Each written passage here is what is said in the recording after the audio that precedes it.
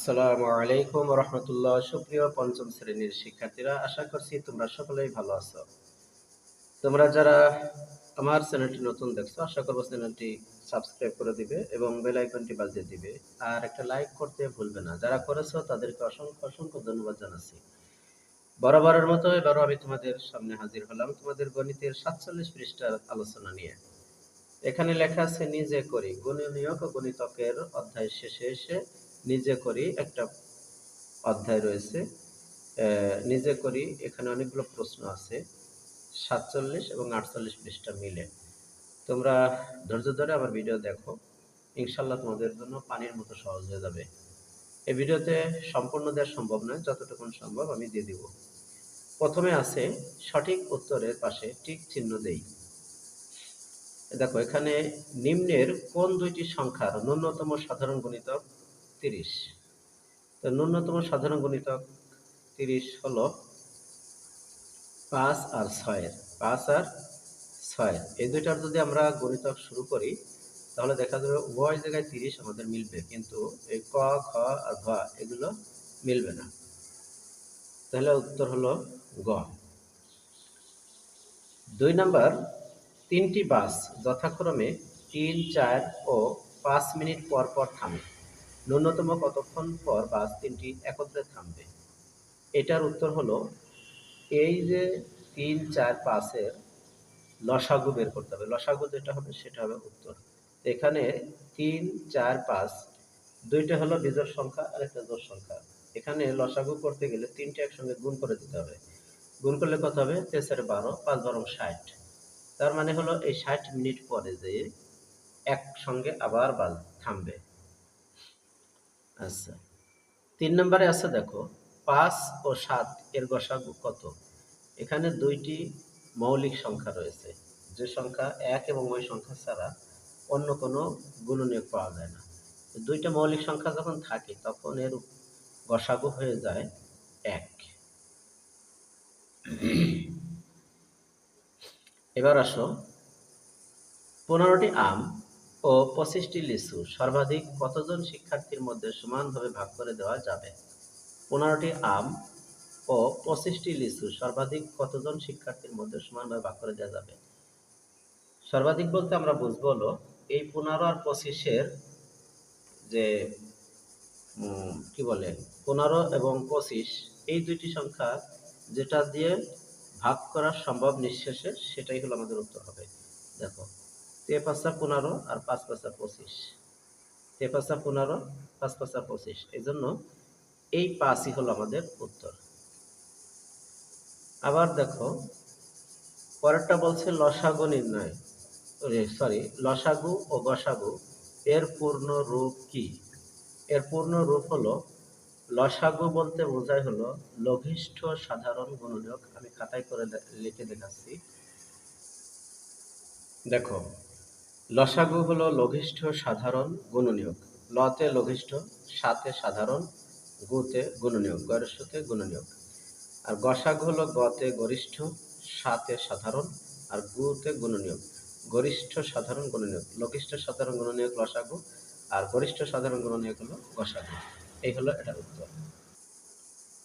তাহলে আমরা 2 এর উত্তর পেলাম। আচ্ছা, 3 নাম্বার হলো, নিচের সংখ্যাগুলো 3 দ্বারা বিভাজ্য কিনা যাচাই করি। নিচের সংখ্যাগুলো 3 দ্বারা বিভাজ্য কিনা যাচাই করি। তো আমরা যাচাই কিভাবে করব? এটাতে একটা সূত্র আছে, যেটা তোমাদের আগের ভিডিওগুলোতে আমি দেখিয়েছি, তবে আজকে আবারও দেখাই দেই। কথাটা হলো, 3 দ্বারা বিভাজ্য কিনা যাচাই করতে হলে এখানে যে সংখ্যাগুলো আছে, যেমন 432, এখানে কয়টি অঙ্ক আছে?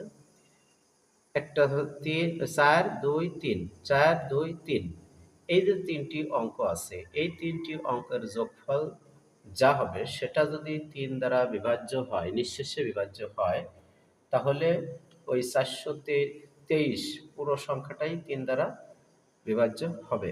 আমরা একটু করে দেখি। দেখো, আবারও আমি বলি, বলা হয়েছে 423, এই যে 423 লিখলাম, এই 423 3 দ্বারা বিভাজ্য কিনা আমরা কিভাবে বুঝবো?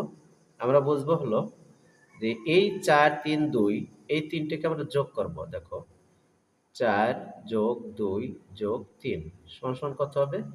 4 আর 2 6 আর 3 9। আচ্ছা বলো তো, এই যে 9 পেলাম, এই 9 কি আমরা 3 দ্বারা ভাগ করতে পারি না?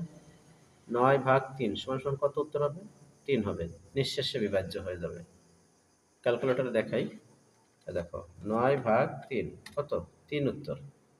তার মানে এই 423 এটাও 3 দ্বারা নিঃশেষে বিভাজ্য। দেখো 423 ভাগ হলো 3, 141 হলো উত্তর, নিঃশেষে বিভাজ্য।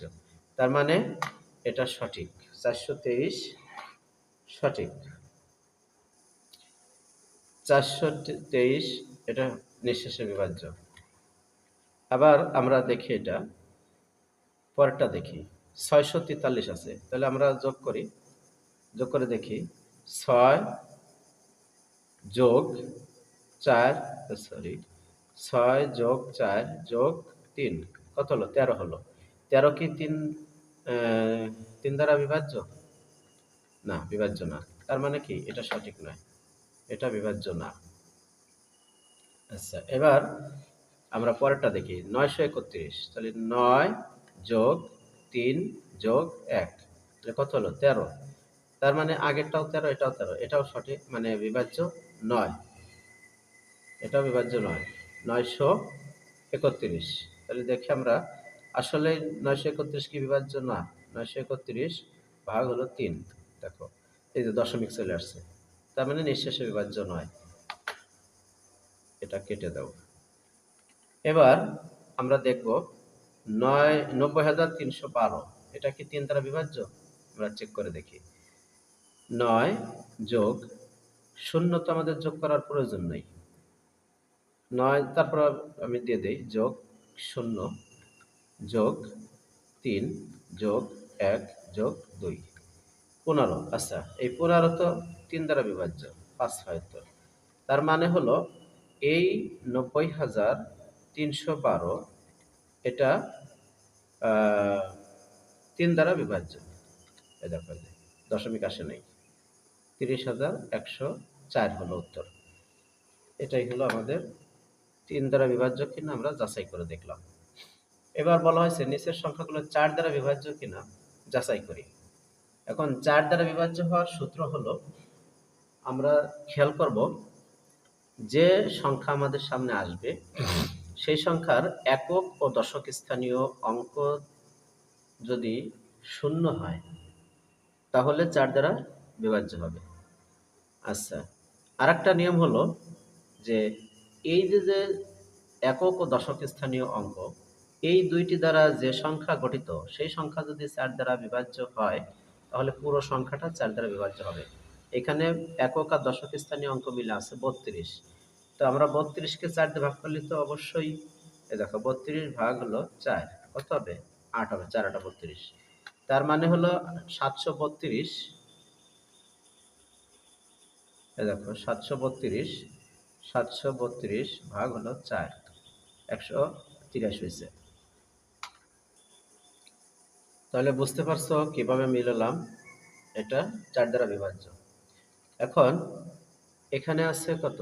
একক স্থানীয় অঙ্ক আছে 8, এটা তো 4 দ্বারা ভাগ করলে মিলে যায়। তার মানে 908 এটা 4 দ্বারা ভাগ করলে 227 হয়। তার মানে এটাও সঠিক। এরপরে এখানে দেখো 28 আছে, 4 দিয়ে যদি 28 কে ভাগ করে 4 7 28, তার মানে 1028 এটাও 4 দ্বারা বিভাজ্য।